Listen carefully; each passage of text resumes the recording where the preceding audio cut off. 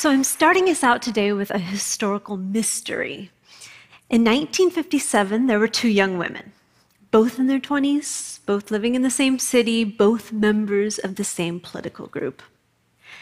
That year, both decided to commit violent attacks. One girl took a gun and approached a soldier at a checkpoint. The other girl took a bomb and went to a crowded cafe. But here's the thing. One of those girls followed through with the attack, but the other turned back. So what made the difference? I'm a behavioral historian, and I study aggression, moral cognition, and decision-making in social movements. That's a mouthful.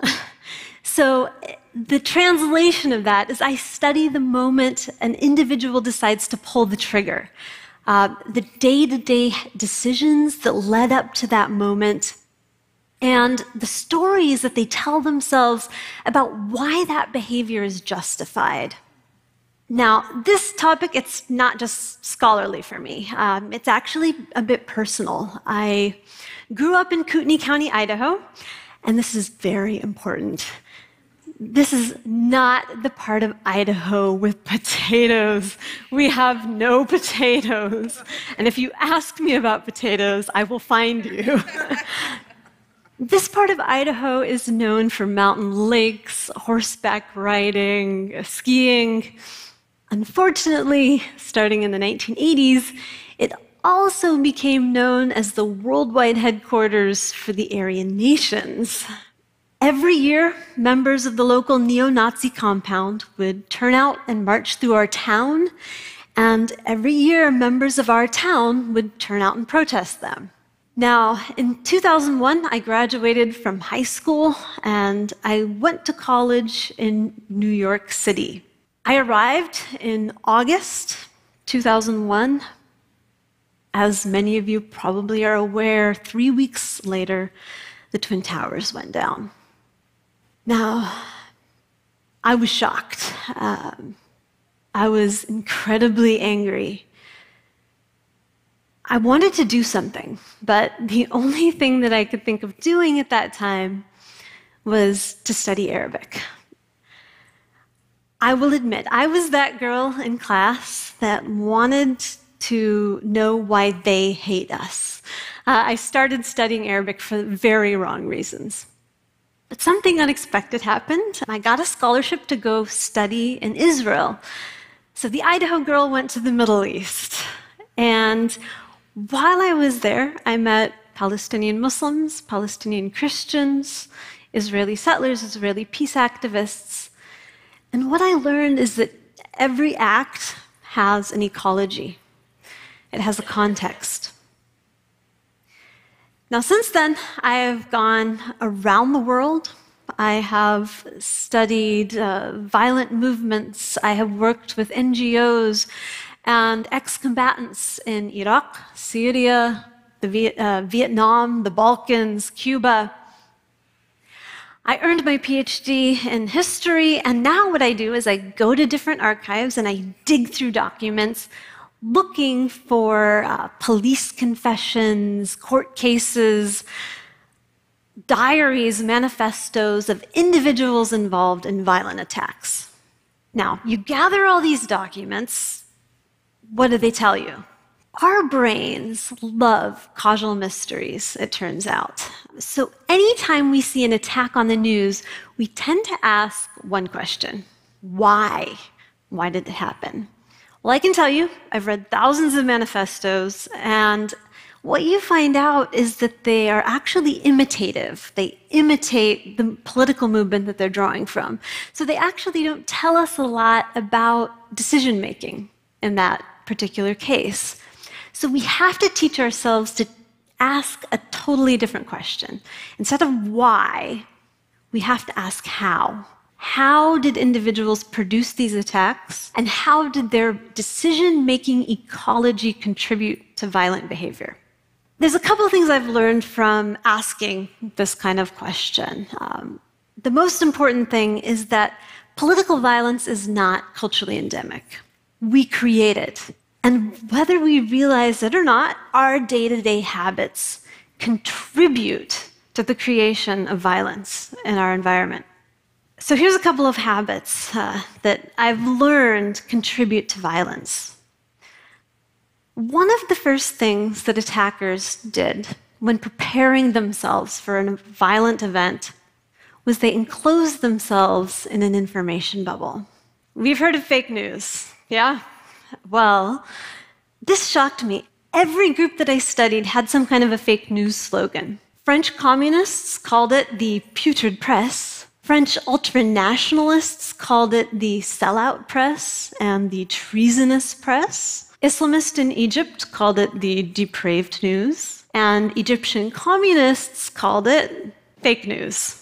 So why do groups spend all this time trying to make these information bubbles? The answer is actually really simple. We make decisions based on the information we trust, yeah? So if we trust bad information, we're gonna make bad decisions. Another interesting habit that individuals used when they wanted to produce a violent attack was that they looked at their victim not as an individual, but just as a member of an opposing team. Now, this gets really weird. There's some fun brain science behind why that kind of thinking is effective. Say, I divide all of you guys into 2 teams, blue team, red team. And then I ask you to compete in a game against each other. Well, the funny thing is, within milliseconds, you will actually start experiencing pleasure when something bad happens to members of the other team. The funny thing about that is, if I ask one of you blue team members to go and join the red team, your brain recalibrates. And within milliseconds, you will now start experiencing pleasure when bad things happen to members of your old team. This is a really good example of why us-them thinking is so dangerous in our political environment. Another habit that attackers used to kind of rev themselves up for an attack was they focused on differences. In other words, they looked at their victims and they thought, I share nothing in common with that person. They're totally different than me. Again, this might sound like a really simple concept, but there's some fascinating science behind why this works. Say I show you guys videos of different colored hands and sharp pins being driven into these different colored hands, okay? If you're white, the chances are you will experience the most sympathetic activation or the most pain when you see a pin going into the white hand. If you are Latin American, Arab, Black, you will probably experience the most sympathetic activation watching a pin going into the hand that looks most like yours. The good news is that's not biologically fixed. That is learned behavior, which means the more we spend time with other ethnic communities and the more we see them as similar to us and part of our team, the more we feel their pain. The last habit that I'm going to talk about is when attackers prepared themselves to go out and do one of these events, they focused on certain emotional cues. For months, they geared themselves up by focusing on anger cues, for instance. I bring this up because it's really popular right now. If you read blogs or the news, you see talk of 2 concepts from laboratory science, amygdala hijacking and emotional hijacking. Now, amygdala hijacking, it's the concept that I show you a cue, say a gun, and your brain reacts with an automatic threat response to that cue. Emotional hijacking, it's a very similar concept. It's the idea that I show you an anger cue, for instance, and your brain will react with an automatic anger response to that cue. I think women usually get this more than men.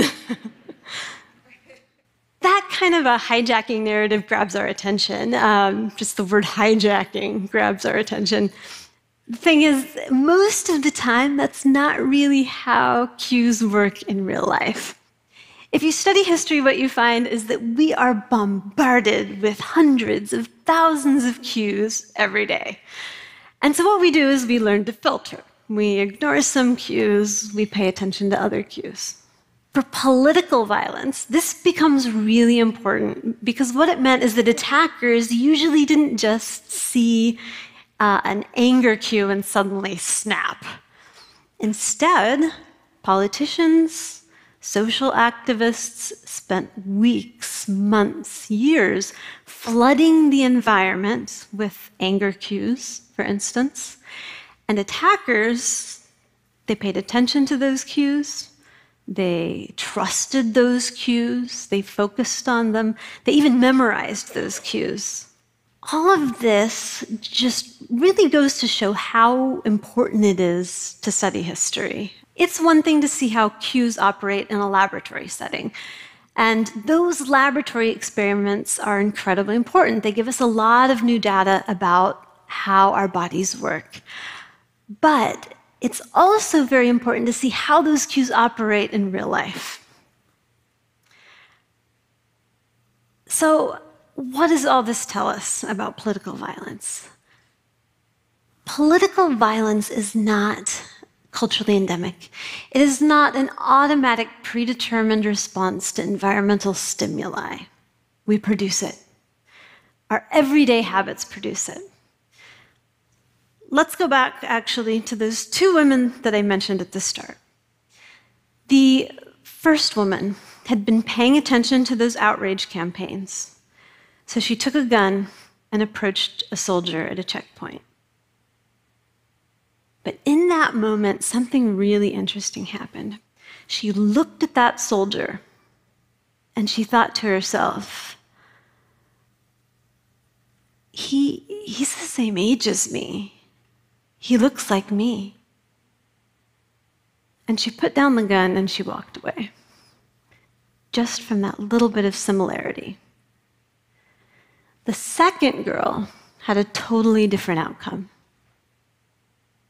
She also listened to the outrage campaigns, but she surrounded herself with individuals who were supportive of violence, with peers who supported her violence. She enclosed herself in an information bubble. She focused on certain emotional cues for months. She taught herself to bypass certain cultural inhibitions against violence. She practiced her plan. She taught herself new habits. And when the time came, she took her bomb to the cafe and she followed through with that attack. This was not impulse. This was learning. Polarization in our society is not impulse, it's learning. Every day we are teaching ourselves the news we click on, the emotions that we focus on, the thoughts that we entertain about the red team or the blue team. All of this contributes to learning, whether we realize it or not. The good news is that while the individuals I study already made their decisions, we can still change our trajectory. We might never make the decisions that they made, but we can stop contributing to violent ecologies. We can get out of whatever news bubble we're in. We can be more mindful about the emotional cues that we focus on, the outrage bait that we click on. But most importantly, we can stop seeing each other as just members of the red team or the blue team. Because whether we are Christian, Muslim, Jewish, atheist, Democrat, Republican, we're human. We're human beings. And we often share really similar habits. We have differences. Those differences are beautiful. And those differences are very important. But our future depends on us being able to find common ground with the other side. And that's why it is so, so important for us to retrain our brains and stop contributing to violent ecologies. Thank you.